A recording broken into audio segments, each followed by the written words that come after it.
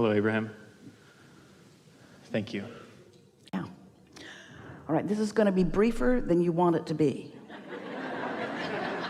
So this first conversation, we want you to focus not just so much on what you came intending to talk about, but what hatched in you as a result of what you heard just now. Yeah. Everything you shared shifted what I wanted to ask until now. We know that. And so... We just didn't want you to revert back. Okay, I won't. I'll try not to. Satisfaction and identifying something that I want and moving towards it. What is something that I can do and take away from here, knowing what I now know that will enhance my ability to find and stabilize and maintain my alignment and allow that momentum to build. All right, here it is. So that what I have in the vortex manifests. Here it is. We don't want to be flippant about it. Try less, which requires a conscious trusting that the process works and that your life has put it there and that it's real and it's big and it's becoming and that it's yours and that it's not going anywhere. It's not going to get away from you. So your work is not to try to think about it. Your work is to focus yourself into a state of allowing it into your experience. For example, this is not about you, it's an example. Can you think of anything that is common in human experience that is troubling to most people? Relationships. And as you think about relationships, think about a primary relationship that is troubling to most people. Mating. So let's focus upon someone in a situation where they have something that they desire relative to another person and it doesn't seem to be coming about. And so they have been studying deliberate creation. They're hearing it from us and from others. They've been hearing it in their society for a long time. Goal setting, intentionality. And so they have a sort of determination within them to get this right. And so someone, maybe like us or anyone, is having a conversation with them about this issue that they have. And so they say something like, yeah, I'm having problems with my relationship. So you can feel where that vibration is. Now there's a magnificent relationship in their vortex, but they have no access to it because they're so aware of the current relationship that they are living. And so they decide to go to work on this relationship. So we say, well, let's talk about it a little bit. And then they say, yeah, it's not good. I want it to be better, which doesn't give them any satisfaction because it's pulling in the opposite direction of what they want. So we say, well, let's talk about this. And then they say, well, I've been thinking a lot about it in preparation for my conversation with you. And these are the things about it that I want to be different. I really want us to talk more, to be in more communication with each other. But in that conversation, this person is focused upon not enough conversation with each other. I really want my partner to understand me, which emphasizes the fact that they don't have good communication and the partner doesn't understand them. I really want my partner to come home from work and be glad that we are together, which emphasizes the fact that the partner doesn't come home and doesn't seem to be interested. And so everything that this person is doing in an effort or an attempt to get it the way they want it to be is actually counterproductive, because it's actually talking about things as they are, because that's the perspective that this person holds, which is the reason that they want to have the conversation. Further, they've been having the conversation with almost everybody they know.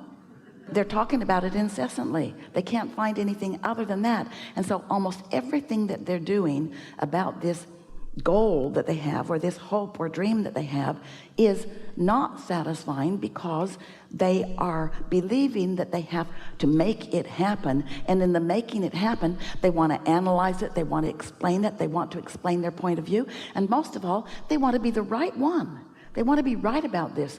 I know I'm right, and I know that if my partner would just do more of the things that I think are the right thing to do, we'd get along better.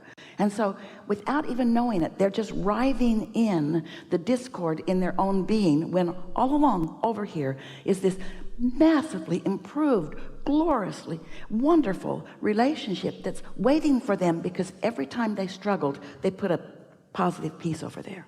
And then They want to have a conversation about what I should do. And what we want everyone to understand about everything that they desire is that they have already created what they want, and now they have to find a path of least resistance or a path of most allowance to it, which means you can't keep regurgitating how things are, because your awareness of how they are is what's preventing you from going where you want to go.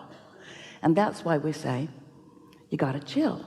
But that requires, in most cases, and this is the sales job we're doing on all of you here, we want you to accept that the process is real. We want you to accept that you've already done that step one. You have done the asking, and that step two has been accomplished because your inner being has been all over it, and the resources of the universe and the law of attraction have already gathered all of the cooperative components, no matter what it is that you are creating, whether it's a love with someone, whether it's an empire, whether it's a big pile of money, whether it's something material. It doesn't matter what the desire is.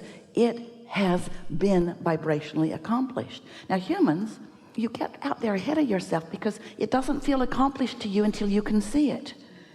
And so you keep looking for it where it isn't, and then you keep coming to the expectation that it's hard, or that it's slow, or that it's going to take more goal setting. I just need to be more clear. I want something. I want this thing that I do not have, and I want this thing that I do not have, and I want it to come quickly because I'm uncomfortable in not having it. Okay? Well, that gets you nowhere. That just nails your feet to the floor and holds you in this place. And so you have to accept that it is vibrationally done. And if something is done, don't you want to move toward it? And can you move toward it and away from it at the same time? And can you feel that if you feel frustration, if you feel tension, that you're moving away from it, and that when you relax, you're moving toward it? Do you meditate? Daily. Do you meditate? Yes. Sometimes? Have you ever seen a movie where the rocket ship is breaking through the atmosphere, and the G-force is so strong that you can see the tension on the faces of the bodies that you're watching moving through space? Their eyes look like they're going to bulge out, and their head looks like it's going to explode, and you can tell that they can hardly stand it. And then all of a sudden they break through, and then the relief of that tension is no longer there. That's what meditating is like. No, not quite. Not quite, but it's sort of kind of like that.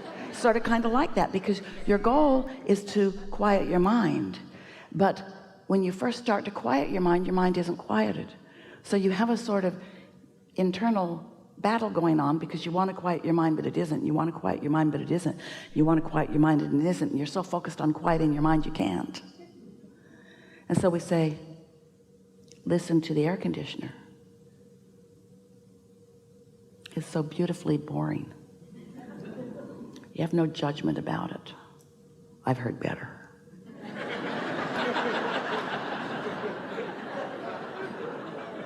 You don't feel that way.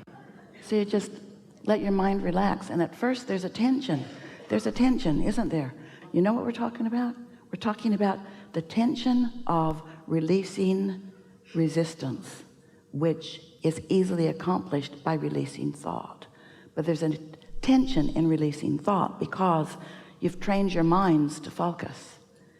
And your mind doesn't want to really release thought. Your mind wants to focus on something. And the law of attraction is going to cause your mind to focus on the most active thought, which in most cases, we love you so much, is resistant in nature to some degree. So when you meditate, you got to focus on something and let that tension be there because it's natural, but just keep focusing until you break through the atmosphere. You will. And when you do, sweet relief will come over you. That's a state of non-resistance. And when you do that, we're talking about 15 or 20 minutes to get there. When you do that, now everything in your vortex you are allowing, but we don't want you to think about it. We want you to just sit in that relief, in that release, in that absence of resistance, and know, but don't know it so much that you're thinking. Just know that what's in your vortex is now calling you, and there's no resistance in you. So you're going. And as you go, Now a thought will occur to you, an impulse will occur to you, and when it comes, think about that. But we're talking about what Esther is writing as she writes her segment of intention, as she's going to meditate. She's begun writing something like this, not the same words every time, but the same intention. I'm going to sit for 20 minutes or so.